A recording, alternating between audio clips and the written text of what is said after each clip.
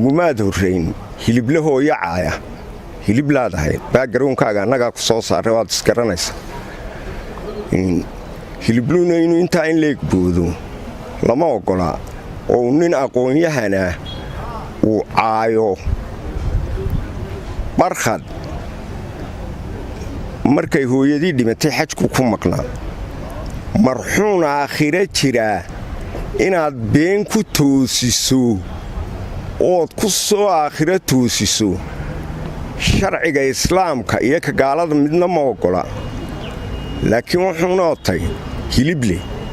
hilible hooyo caayay ugumaad horrayn haddii background layslu baadhayo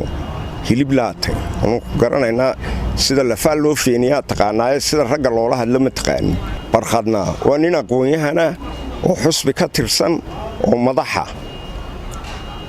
cayba ma leh cayba waa nin garyaqaana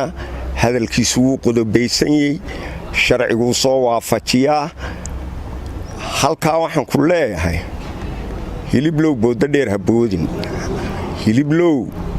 boodadheer ha boodin barkhadna dab arab buu ku fadhiyaaye ha moodin inuu cidlo joogo haddaad joojin weydo afxumada